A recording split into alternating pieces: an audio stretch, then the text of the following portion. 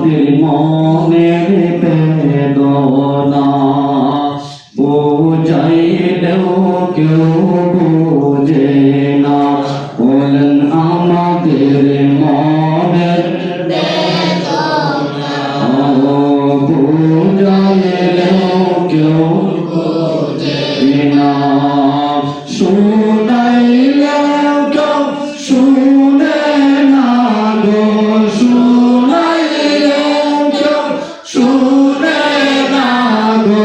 শুনেন শাহে মাদিনা লা ইলাহা ইল্লাল্লাহ লা ইলাহা ইল্লাল্লাহ লা ইলাহা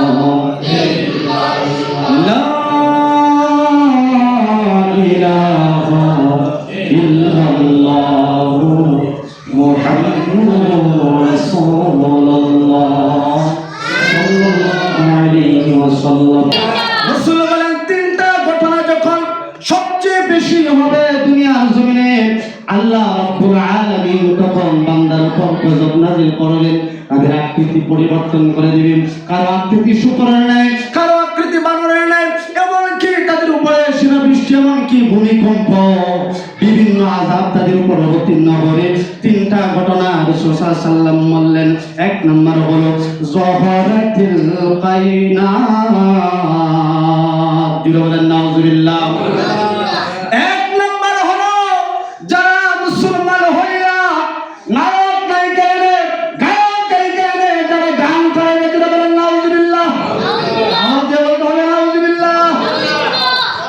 যারা গান বাদ্যের সাথে সম্পর্কিত রাখবে এবং বেগানা নারী পুরুষ একত্রিত করে নাচানাচি করাবে, রাসূল সাল্লাল্লাহু আলাইহি ওয়াসাল্লাম বললেন যহরাতিল কায়নাতু, যারা গায়ক গায়িকা এনে গান করাবে, ওই গানটা যখন বেড়ে যাবে তখন আল্লাহর গজব অবতীর্ণ হবে। দিল বলেন নাউযুবিল্লাহ। এতগুলা মানুষ নাউযুবিল্লাহ বললে হেরে আসতে হয়, একটু জোরে বলেন না নাউযুবিল্লাহ। রাসূল বললেন এক।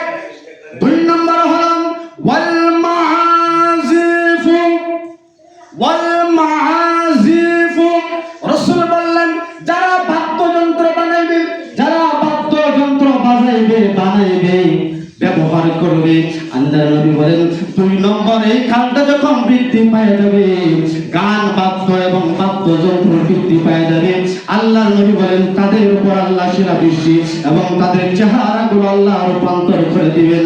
তাদের চেহারাগুলো মরার আগে শুকরের ন্যায় এমনকি বানরের আকৃতি তাদের চেহারাগুলো হয়ে যাবে এবং তাদের উপর আল্লাহ গজব নাযিল করবেন। জোরে বলেন নাউযুবিল্লাহ। দুই নম্বর হলো যারা বাদ্যযন্ত্র বাজাবে। জোরে বলেন কি যন্ত্র? বাদ্যযন্ত্র। রাসূল সাল্লাল্লাহু আলাইহি ওয়াসাল্লাম বলেন সাহাবায়ে কেরাম শুনুন, তিন নম্বর হলো ওয়াশুরিবাতিল খুমুর, যারা মদ পান করবে, এমন একটা জামানা আসবে ও আমার সাহাবায়ে কেরাম শুনুন, এই তিনটা কাজ বেশি পরিমাণে বেড়ে যাবে।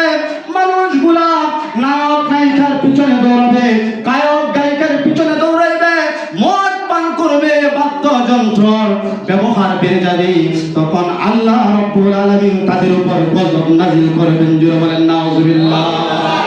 এই বাংলাদেশে বলেন, বিভিন্ন রাষ্ট্রতে বলেন, যত গজব অবতীর্ণ হয়, যত গজব আল্লাহ নাযিল করেন, সমস্ত কিছু ওই বেহায়া গান বাদ্যর কারণে হয়। কথা বলতে হবে ঠিক কিনা? বাবারা, আল্লাহর নবীর সাহাবী একজন হযরত ওমর, খুব খেয়াল করে শুনবেন। হযরত ওমর হযরতে নাফিকি, তিনি মরুভূমির রাস্তা দিয়ে হাঁটতেছেন, অনেক দূর চলে গেলেন হযরত ওমর। হযরতে নাফি তার সাথে ছিলেন। হযরতে নাফি বলতেছে আমি ওমরের সাথে যাইতেছিলাম, অনেক দূরে গেলেন, হঠাৎ করে ওমর রাদিয়াল্লাহু তাআলা আনহু একটা শব্দ শুনতে পেলেন বাদ্যযন্ত্রের। জোরে বলেন নাউযুবিল্লাহ। জোরে বলেন কি যন্ত্রে? বাদ্যযন্ত্রের। যখন ওমর এই আওয়াজটা শুনলেন, সবেমাত্র শুনছেন, নাফি রাদিয়াল্লাহু তাআলা বলেন আমি ওমরের দিকে তাকায় দেখি ওমরের চেহারা লাল বর্ণ হয়ে গেছে, রাগান্বিত হয়ে গেছে। ওমর কি করলেন, এই দুইটা আঙ্গুল এভাবে নিয়ে কানের মধ্যে রাখলেন। এভাবে রাফে রাদিয়াল্লাহু তাআলা আনহু বলতেছেন, যখন দুইটা আঙ্গুলের কানের ভিতরে রাখলেন, অনেকক্ষণ যাওয়ার পরে আমাকে হযরত ওমর জিজ্ঞাসা করলেন, হে রাফে, তুমি কি বাদ্যযন্ত্রের আওয়াজ শুনতে পাও? রাফে রাদিয়াল্লাহু তাআলা আনহু বললেন, হে আমিরুল মুমিনিন, না, আমি বাদ্যযন্ত্রের আওয়াজ শুনতে পারতেছি না। তখন হযরত ওমর কি করলেন, এই হাতগুলো সরাইলেন, সরাইয়া বললেন, ওমর, এই যখন এই কাজটা করলেন, রাফে বললেন, ও আমিরুল মুমিনিন, আপনি এই কাজ করলেন কেন? হযরত ওমর বললেন, এই জন্য এই কাজ করেছি, রাসূল বলেছেন, যখন তোমরা গান বাদ্য শুনবে তখন তোমরা আঙ্গুলগুলো এমনি ভাবে রাখবে, কারণ গান বাদ্য আল্লাহর পক্ষ থেকে না, রাসূলের পক্ষ থেকে না। এগুলা আল্লাহ নারাজ হয়ে যায়, রাসূল নারাজ হয়ে যায়। এই সমস্ত কিছু শয়তানের পক্ষ থেকে আসে। যিনি বলেন নাউজুবিল্লাহ।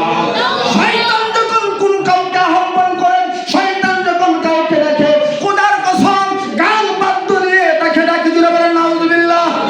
আমরা গান বাদ্যের পিছে থাকবো না, যিনি বলেন থাকবো। যারা গান বাদ্য করবে তাদের সাথে সম্পর্ক রাখা আমাদের জন্য জায়েজ নয়। যিনি বলেন নাউজুবিল্লাহ। যারা গান বাদ্য কাউকে এখানে এভাবে নাচানাচি করবে, মুসলমান হতে পারে না। কথা বলেন ঠিক কিনা? মুসলমান হইতে হলে গান বাদ্য ছেড়ে তওবা করে মুসলমান হতে হলে রাসূলের আদর্শই হতে হবে।